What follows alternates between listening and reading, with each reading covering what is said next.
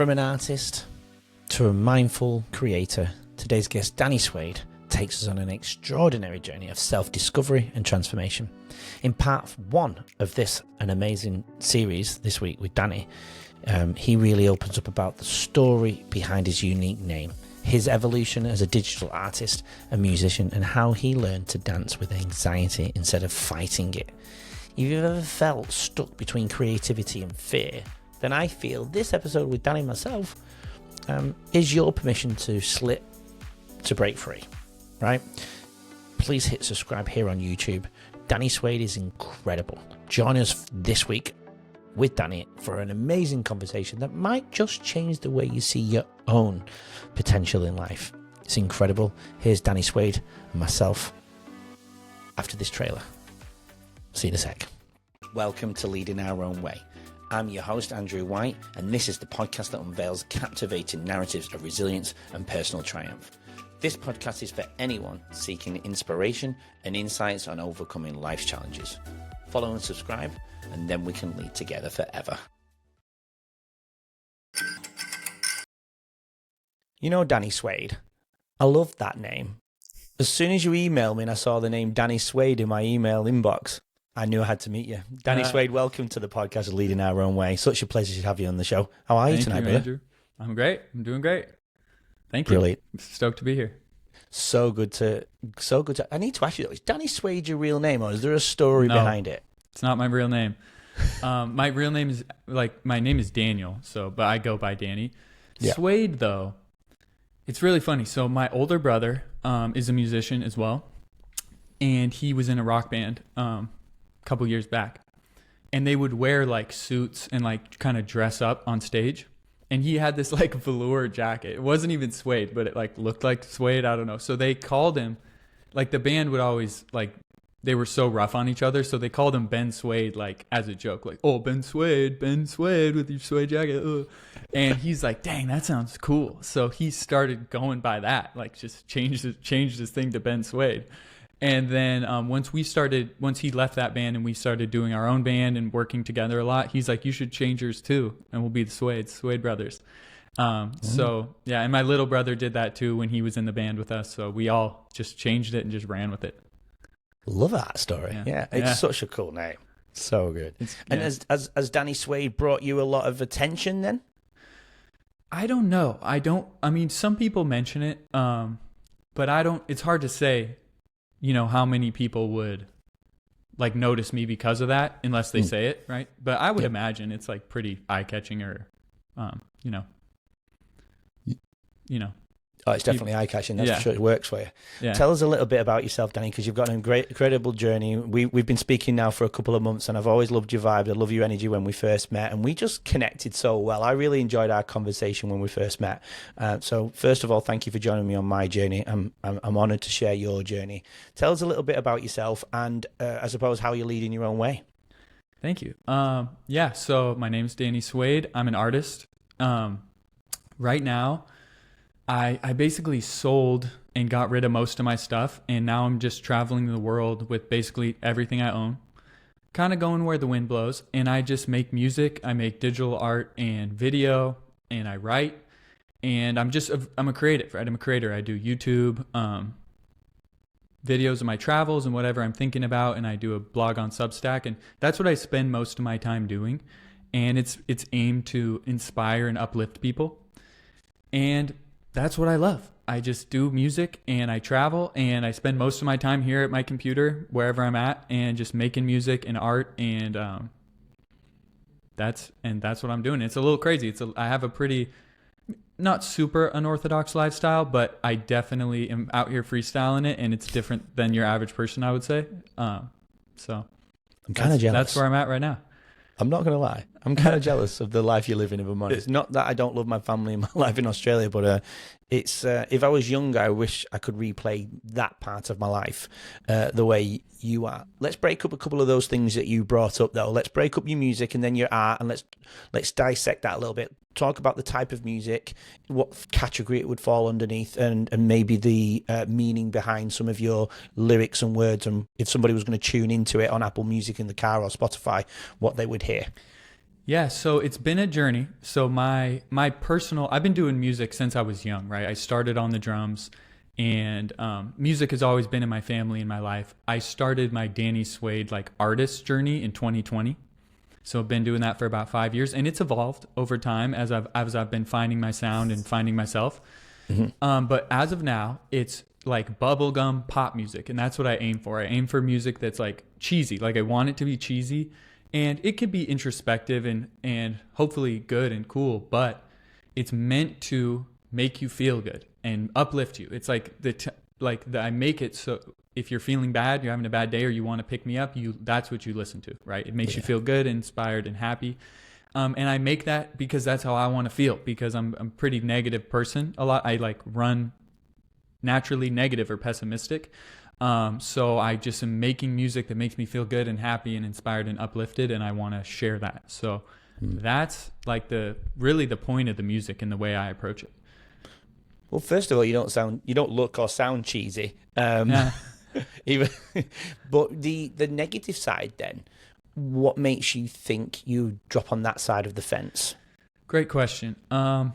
This will be a reoccurring theme throughout our conversation, I think. But for whatever reason, I am prone to anxiety, right? I wouldn't say like I necessarily have anxiety, but I definitely run a little more hot than your average person.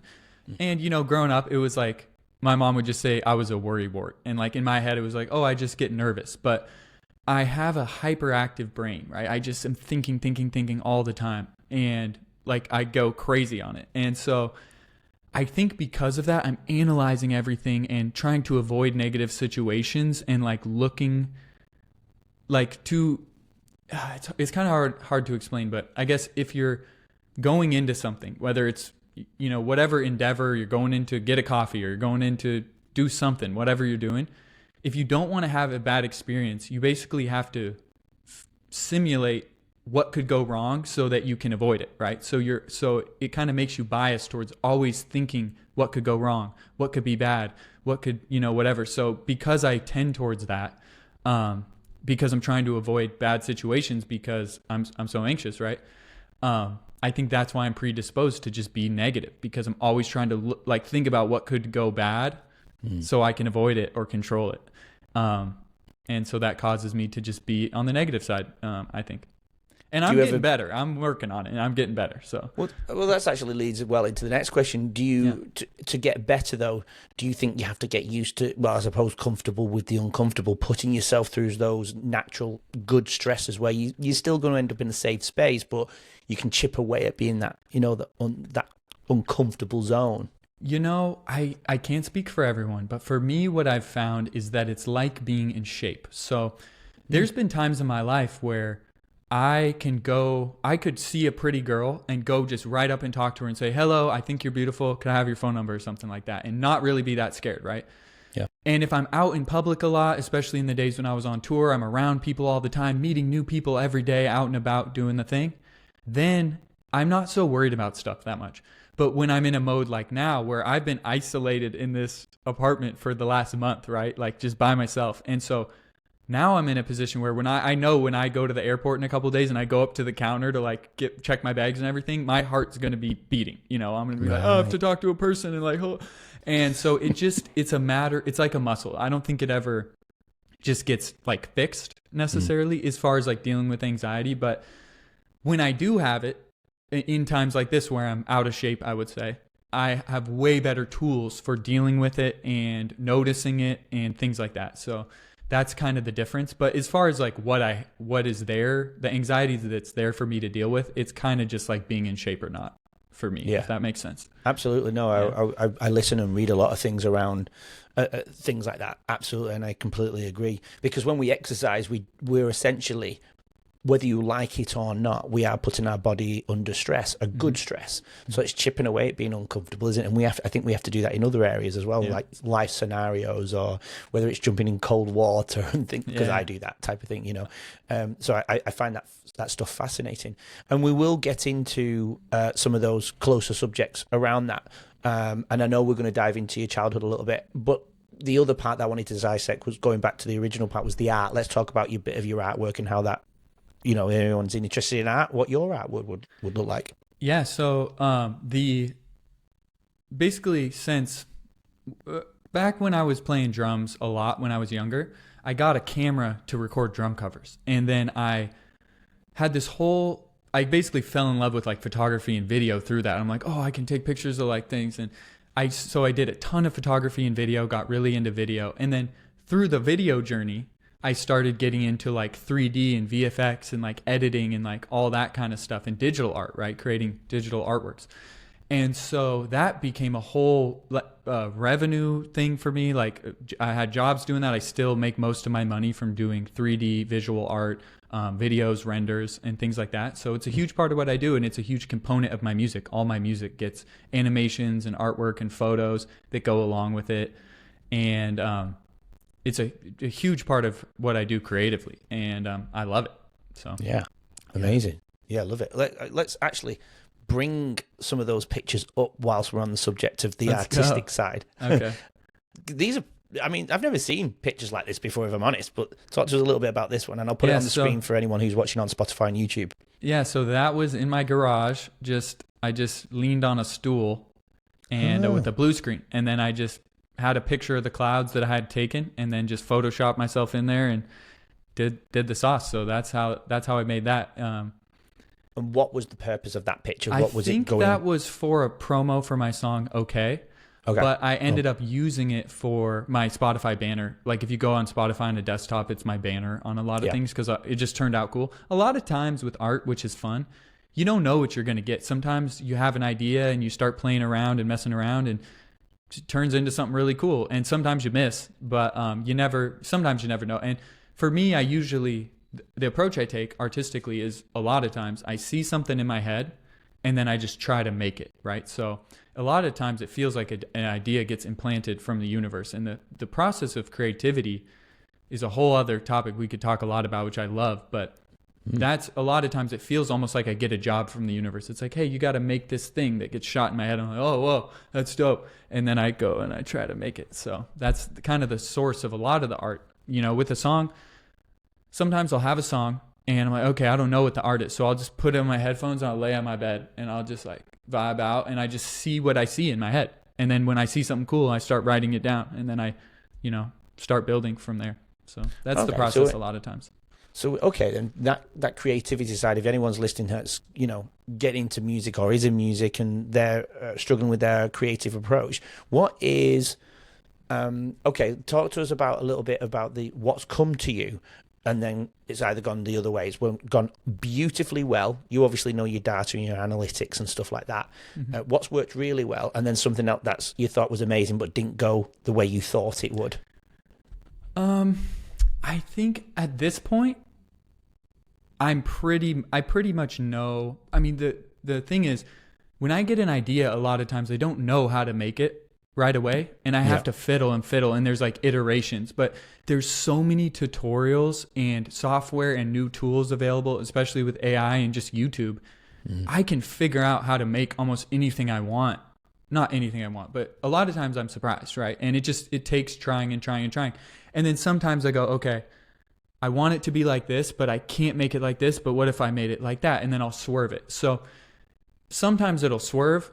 It's rarely just like I'll scrap it and be like, I can't do it. It's not going to work. So I can't even think of an example of the last time that happened. Yeah. Sometimes I'll make it and I'll be looking at it and I'm like, it's just not as cool as I thought it was, or it doesn't feel right. And try to change it. But I think most of the time there's an element of perseverance you got to have, and just being able to use all the resources and knowing what resources are available to just make it happen, For sure. And I make art so much that it's like I have a good idea of like what I need to do to make what I want, and what I can and can't do. So I pretty much get where I want, I would say. Yeah. Not 85% of the time. Yeah. What about this one then, where the idea came from this?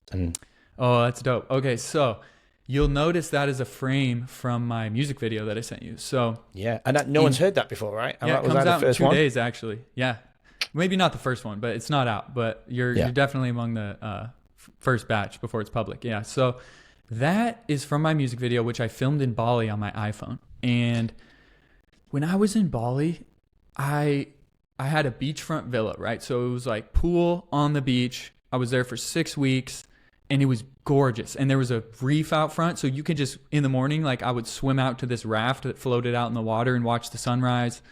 And it was a sunrise every day. I was up early and it was just like so gorgeous and peaceful and beautiful. And you could swim in the reef with like turtles and all the coral and fish. And it was just mind blowing and amazing. And I spent so much time making music there and with the sunrise, right? In the morning, making music and vibing. So that is the art for the song called Sunrise. And I did a song called Sunrise and a music video with it. Mm-hmm. And the point of the song was like a struggle I have with wanting to enjoy the moment. Like I would sit on the raft out there and I'd be like, I'm in Bali, out in the ocean at a beachfront villa watching this amazing sunrise. I'm healthy. I'm happy. It just was as good as it freaking gets, right? And I would find myself thinking, I wish I could just appreciate this more, or I wish I could like sink in the moment more, because it would just go like that. And I'm thinking about something else, or I'm just like dissatisfied with my ability to fully enjoy it, right? Yeah. And even it being as good as it could be. So the video is about that struggle and that experience, and it's inspired by all the beauty and my just trying to enjoy it and be in the moment and working through that. Well, that picture, right, there's like the laser eyes. So there was, in the bathroom there was this giant Buddha fountain statue. And I saw a picture of those laser eyes on like an AI site when I just looked through the AI art. It's so cool. And I saw this cool picture of this statue with the eyes, with those laser eyes. And then I was like, oh, I'm going to put that on the Buddha in my video. And then I was like, oh, I could put it on myself too. Representing, like, with Buddhism and the Buddha, it's about that. It's about non-attachment. It's about being in the moment, being present, right? And like letting go of desire. And that kind of encapsulated my struggle. So I put it on the Buddha to represent that, right? And then I put it on myself to represent me trying to be that way and me being able to try just be present and be in the moment. So it's like kind of an artistic representation of that. And that was the idea. Also a good example of, I had no idea how to make that. In the video, I'm turning my head and they're like tracked onto my head, like glasses, right? The lasers. Yeah. And I didn't know how to do that. I had the idea in my head and I had to go on YouTube and like download a software and like go through these tutorials and like figure out how to do it. But it's one of my favorite shots from the video. I think it's super cool. So, well, as we're on the subject, I think we should probably bring up, I've never done this, if I'm being honest, but why don't we, can I share it? Can I show it? The video? Yeah. Run it. Yeah, I guess it'll totally be out. By the time this comes out, it will be. Yeah. I've got it here. Let's show it to the audience if that's If you want to, I can send you the file. If you want to just play the video on here, you can. Well, yes, but also I don't know if Riverside, what I use, I've done videos before and then it doesn't actually allow it to be on it. So you might get copyright we'll do this anyway, too. And if I can do it, I will put it on for the viewers. Or you can just go to YouTube and I'll put the link in on the show notes. Yeah. But it's I must admit. Oh yeah, there's the eyes right there. Yeah. Join us tomorrow to hear more from today's incredible guests and learn valuable insights to help you lead your own way. Don't forget to subscribe. We'll see you then.